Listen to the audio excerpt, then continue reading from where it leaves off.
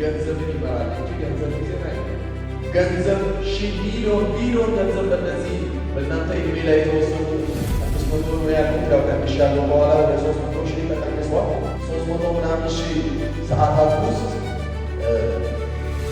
ምንም አይነት የምትጨምሩት ነገር የለም።